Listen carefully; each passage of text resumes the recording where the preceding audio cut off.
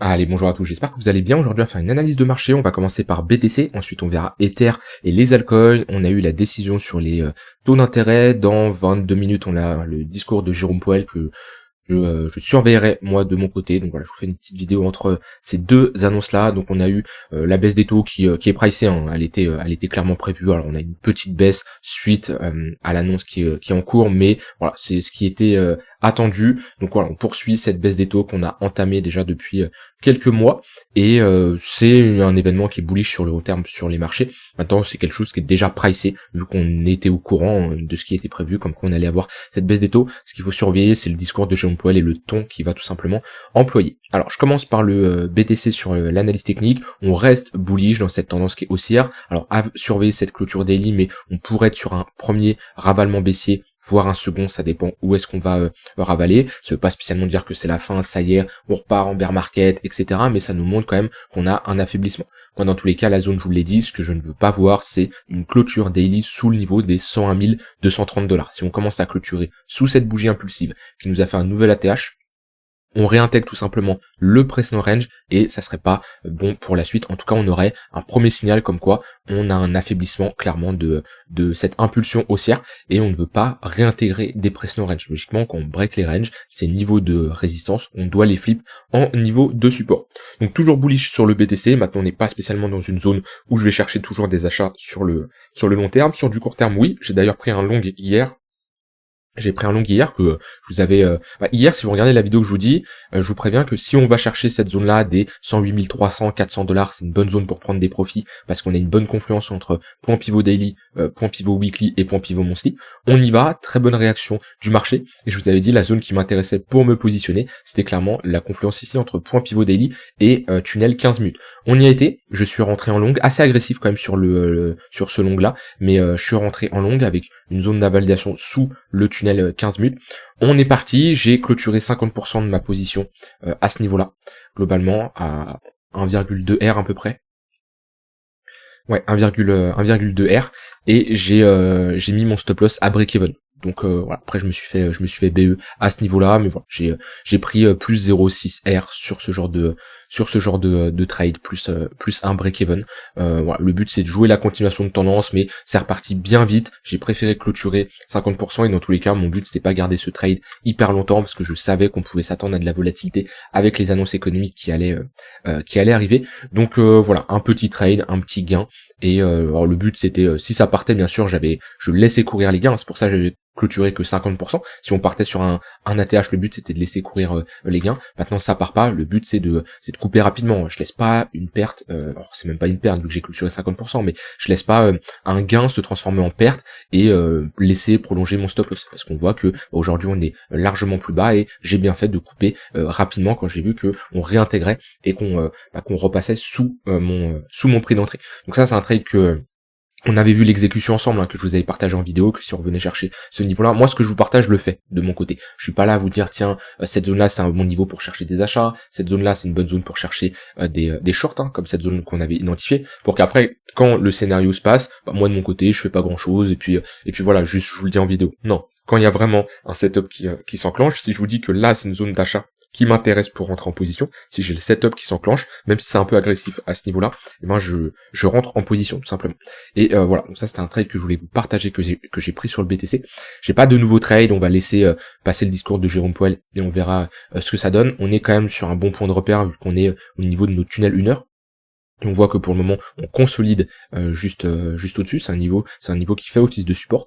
Ça serait bien si on repasse au-dessus des 105 315 $, on reclame le point pivot daily, le tunnel 15 minutes, on validerait une pattern de retournement. Si on repasse au-dessus de ce niveau-là, on aurait ici un signal plutôt bullish pour aller faire, selon moi, un nouvel ATH, ce qui n'est pas le cas actuellement. On a quand même un momentum qui reste bearish, on a une petite tendance baissière, le fait d'être passé sous le tunnel 15 minutes, donc on a une petite dégradation quand même sur du court terme. Maintenant, la dynamique de fond, que ça soit 1 heure, 4 heures daily, reste haussière. Si je me mets en 4 heures ici, on est toujours dans une tendance haussière avec des moyennes mobiles qui sont orientées à la hausse. Donc pour moi, faut laisser le marché respirer. On est sur un marché qui corrige légèrement, mais il y a rien d'alarmant. Maintenant, si vous pensez que si vous avez des convictions comme quoi on rentre dans une correction qui est beaucoup plus importante, bah vous pouvez vous hedger, vous pouvez clôturer une partie de vos positions pour réduire votre exposition. Ça c'est à vous de voir. Si vous pensez que actuellement, au vu du contexte macro, au vu du fonda, au vu de la charte technique, que on est potentiellement sur un top, bah, rien ne vous empêche de clôturer certaines positions, quitte à re-rentrer plus tard, rentrer légèrement plus haut si on invalide votre scénario baissier. En tout cas pour le moment le BTC, comme je l'ai dit, moi je commencerai à pas spécialement m'inquiéter et remettre en cause toute cette tendance haussière en weekly, mais en tout cas on aurait une dégradation moyen terme si on commence à réintégrer le niveau des 101 237 $. Sinon au niveau des spreads, toujours des spreads qui sont négatifs. Au niveau du funding, toujours un funding qui est plutôt neutre, que ça soit sur BTC, mais également ici sur le funding rate des altcoins, s'il veut bien se mettre. Voilà, on a toujours des fundings qui sont relativement faibles, donc d'un point de vue psychologie, on a tout pour continuer cette hausse. Maintenant, le but c'est pas d'anticiper ce que va faire le marché, le but c'est de voir ce que le marché nous propose et réagir en conséquence. Et pour le moment, d'un point de vue technique, on va avoir un petit ravalement baissier qu'il faut prendre en compte. Maintenant, comme je dis, c'est pas alarmant pour le moment. On a un BTC qui corrige un peu plus que les altcoins, vu qu'on a une Bitcoin dominance qui est en baisse aujourd'hui. Les altcoins ont un peu plus corrigé hier. Si on regarde la Bitcoin dominance, on le voit bien. On a une hausse de la Bitcoin dominance et actuellement, voilà, on a légèrement réintégré le bas de ce canal haussier qu'on avait en weekly. Maintenant, je surveillerai beaucoup plus ici la clôture weekly pour parler de vraie réintégration. Pour le moment, c'est pas le cas. Et même si on a une réintégration, rien ne nous empêche de revenir chercher le milieu du canal et poursuivre cette tendance baissière. En tout cas, ici, on voit qu'on a eu quand même une bonne pression vendeuse, ce qui est pas mal pour les altcoins. Donc oui, on a des altcoins qui corrigent. J'en vois certains qui commencent à dire que ça y est, ils prennent cher sur leur portefeuille. Pour ça, c'est pas une baisse. Là, vraiment, si ça vous impacte émotionnellement parlant, ce genre de baisse, vous êtes vraiment pas prêt à ce qui pourrait arriver sur les altcoins. Il y a eu des baisses beaucoup plus importantes. Déjà, si je prends cette baisse où en une journée, on a eu un moins 20, moins 30% sur les altcoins. Maintenant, le problème, c'est souvent vous êtes impatient. Vous voulez que ça reparte directement. Alors oui, voilà, on a des rebonds. Déjà, quelqu'un qui s'est positionné sur un point bas, on a de quoi faire un rebond. C'est pour ça que je m'étais positionné sur Chainlink, sur ICP, parce que on avait des signaux intéressants. J'ai TP 50%. Maintenant, si je me fais BE, je me fais BE. Si ça repart dans mon sens, ça repart dans mon sens. Il y a aucun souci. Mais voilà, ICP, que ça soit Chainlink également, c'est des trades que j'ai toujours en cours et je me suis positionné sur les bottoms. Maintenant, peut-être vous n'êtes pas sur les bonnes altcoins et on voit que comparé à un Chainlink qui a juste corrigé là de moins 11%, c'est beaucoup moins important que des altcoins qui sont faibles. Si je regarde ici, par exemple, on a du PEP, on a du TON, on a du NIR. Sur la semaine, NIR prend beaucoup plus cher. Hop. Vous voyez, si je reprends du point le plus haut, on est ici sur un moins 15%. Le Link a beaucoup moins corrigé. Et ça, le plus important, c'est de prendre les altcoins les plus fortes. Si je prends par exemple AAVE, je vous en ai longtemps parlé, et actuellement les altcoins que je travaille le plus, c'est AAVE et Chainlink, c'est les altcoins les deux altcoins que je trade le plus, parce que c'est des altcoins qui sont fortes, c'est des altcoins où il y a des beaux setups pour faire de la continuation de tendance. Vous voyez, AAVE, on est dans un range, parce que c'est une altcoin qui est forte. Donc c'est peut-être que vous n'êtes pas positionné sur les bonnes cryptos, si vous avez votre crypto qui fait un moins 30%, alors que de l'autre côté, on a un BTC qui corrige pas, et qu'on a des altcoins comme AAVE, Chainlink, qui sont dans des phases de latéralisation. Et pour moi, ça, c'est le genre de charte très intéressante pour faire de la continuation de tendance. Vous voyez, on a une compression, on est dans un range, techniquement, on a plus de chances de break par le haut, ça serait bien une petite prise de liquidité, réintégration pour chercher des achats ou un break pullback également, mais le choix des altcoins est très important. Alors je parle pas spécialement d'un point de vue fondamental, c'est sûr que AAVE c'est un très bon projet, Chainlink également, mais de vous concentrer sur des altcoins qui sont fortes en ce moment. Et si je regarde là depuis le début de semaine, XRP c'est une altcoin qui est forte, BTC, BNB, alors forte dans le sens où comparé aux autres altcoins, ils ne corrigent pas énormément. CRO, AAVE, pour regarder CRO par exemple, qui était forte à un moment, qui s'est calmé, elle revient dans les top en listing. Ouais, gros, on a pullback le tunnel 4 heures et on est dans un gros range. Grosse phase de latéralisation, proche de ce précédent sommet à ce niveau-là. Et voilà, on est dans une phase de compression. Maintenant, techniquement, on a plus de chances d'en sortir par le haut parce que la dynamique de fond reste haussière. Mais ouais, c'est pas l'altcoin selon moi la plus jolie actuellement. Comme je dis, soit vous attendez des replis, si je prends total, ouais, Total ou Total 3, soit vous attendez des replis sur des niveaux qui vous intéressent pour vous positionner, soit vous prenez au cas par cas sur les altcoins, mais dans ce cas-là, je vous conseille de prendre des altcoins qui se démarquent, qui sortent du lot, et de vous positionner sur, par exemple, du AVE, du Chainlink, en mode continuation de tendance. En tout cas, moi, c'est ce que je fais actuellement. Je voulais faire une analyse d'Ether qui bloque toujours sur son niveau des $4000. Donc c'est compliqué de chercher des achats sur un niveau de résistance. Moi, ça change pas, hein. Mon plan sur Ether, je vous l'ai déjà partagé. Si je dois chercher des achats, c'est $3400 et 2008, $2900. Si on revient chercher ces niveaux-là, j'aurai de quoi me faire exécuter. Si on revient pas, et ben tant pis, j'ai déjà pas mal de positions sur Ether qui sont ouvertes et j'en profiterai. Le but, c'est toujours d'avoir cette balance cash crypto que je vous ai longtemps parlé et qui vous permet d'être beaucoup plus à l'aise dans ce genre de situation. Là, la personne qui est 100% crypto, qui n'a pas de cash pour des retracements, que ça soit la dernière baisse qu'on a eue, etc., eh ben, elle a pas cette flexibilité de se positionner sur des bonnes baisses qui peuvent être très intéressantes dans une stratégie de bull market pour surperformer le marché. Donc c'est pour ça, ayez toujours 15-20% de cash disponible de côté. C'est vraiment important. Ne soyez jamais soit 100% cash, soit 100% crypto. Parce que ça va être trop dur à gérer émotionnellement parlant et vous allez rater des opportunités, que ce soit dans les deux sens, hein, que vous soyez 100% cash ou 100% crypto. Et cette balance cash crypto, je sais que pour beaucoup, ça peut faire peur. Pour d'autres, vous vous posez des questions en mode oui, est-ce que ça vaut vraiment le coup de faire ça? Est-ce que je dois vraiment me poser et réfléchir à cette balance cash crypto? Est-ce que c'est pas juste du bullshit comme ça? Non, je vous le dis, si je le fais, c'est que ça a un vrai intérêt, vous permettre de bien gérer votre exposition sur les cryptos et vous pouvez faire cette balance cash crypto mais également une balance sur chaque crypto, c'est-à-dire que vous exposez sur Chainlink, vous n'êtes pas obligé d'être 100% exposé sur le risque que vous avez sur Chainlink. Admettons, vous dites, ok, moi j'ai un capital en tout de, on va dire, $10 000.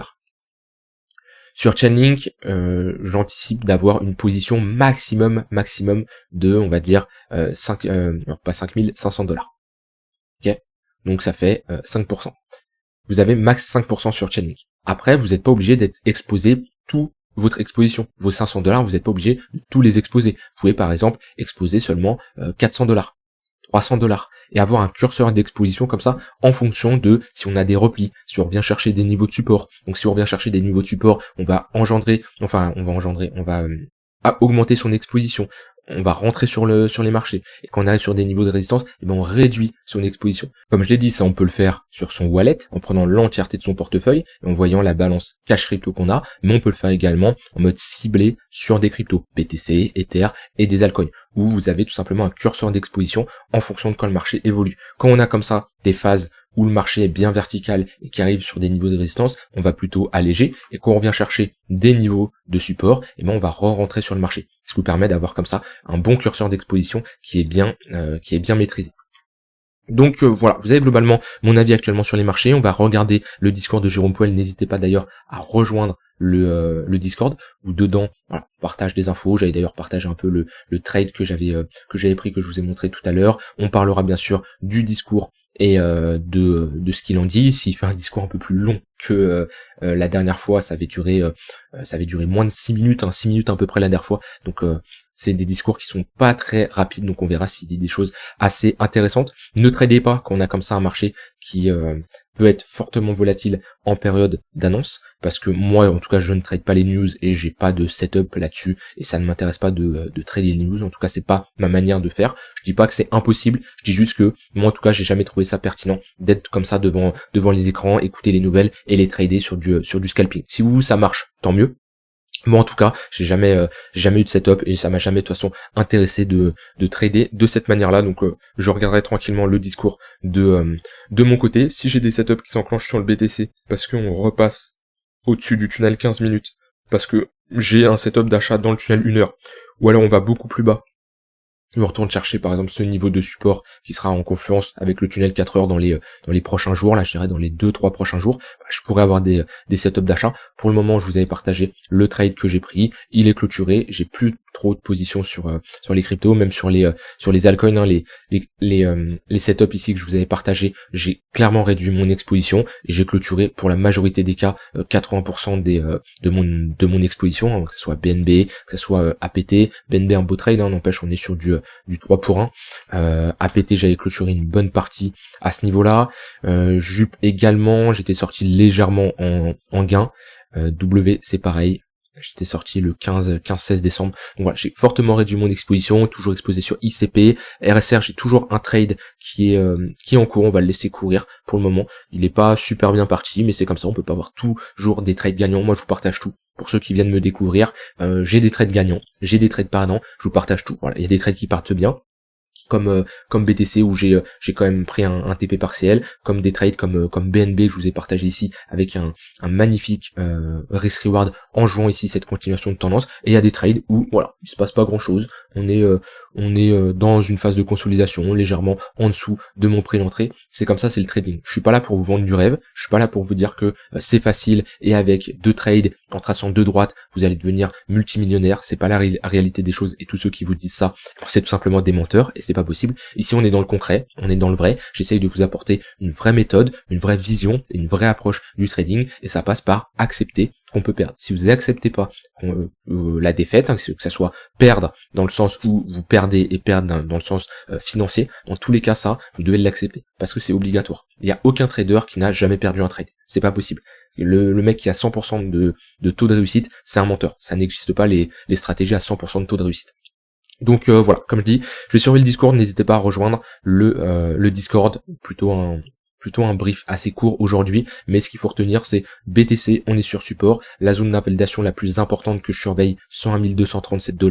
Tant qu'on se maintient au-dessus de ce niveau-là, moi je vais plutôt avoir tendance à chercher des achats pour privilégier la continuation de tendance. Les altcoins, je me concentre surtout sur les altcoins qui sont fortes, Chainlink, AAVE, et des altcoins qui peuvent m'intéresser sur du long terme si on a des replis qui peuvent être intéressants. Si on a une altcoin qui se décorrèle et qui performe bien, par exemple Sui, pareil, Sui c'est une altcoin, je vous ai beaucoup parlé, également en plus de Chainlink et AVE, et voilà, elle continue son petit bout de chemin, toujours dans cette tendance haussière. Et ben concentrez-vous sur ces cryptos qui sont fortes. Là, si vous devez en prendre 3, c'est les 3 mêmes. C'est les 3 mêmes, j'en parle depuis 2 semaines, 3 semaines, j'avais fait, regarde, si je vous remonte, je vous ai fait des vidéos principalement sur ces cryptos-là. Je vous en avais parlé là, Chainlink, AVE, je vous en avais parlé ici, AVE, Chainlink, je vous avais dit voilà, ça c'est des cryptos, il y a 11 jours, qui sont forts, faut les surveiller. Chainlink, je vous en avais encore parlé il y a 2 semaines. Pourquoi? Parce que je le vois, c'est des altcoins qui se décorrèlent des autres, et ils continuent, Suis encore, Link aujourd'hui, AVE, ça sera peut-être aujourd'hui ou demain, mais bref, c'est des altcoins qui sont fortes. Donc si vous voulez être actif, ce qui peut ne pas être votre cas, hein. Vous pouvez juste faire du long terme, quand même regarder mes vidéos, parce que je peux apporter des points de vue qui peuvent vous intéresser, mais en tout cas, si vous faites du court terme, concentrez-vous sur ces 3 cryptos-là, c'est les seuls qui ont du momentum, qui ont un flux, et qui sortent du lot. Alors je dis, c'est les 3 seuls dans le top 50, top 100 de CoinMarketCap. C'est sûr qu'il y a des cryptos dans le top 200, top 300, qui font de bonnes performances. Ça sert à rien trop de chercher à être partout. En voulant chercher à être partout, on est nulle part parce qu'on rate des opportunités, parce qu'on a les yeux partout. On veut trader 300 cryptos à la fois et c'est pas la meilleure approche. Concentrez-vous sur ces 3 cryptos là et il y a des setups clairement de continuation de tendance qui s'exécutent en permanence. Je vous laisse avec ça. On surveillera, comme je l'ai dit, le Discord de Jérôme Poen. Dans tous les cas, je vous ferai une update demain et sur le Discord. Je vous souhaite une très bonne fin de journée et je vous dis à demain pour une prochaine vidéo. Bye bye.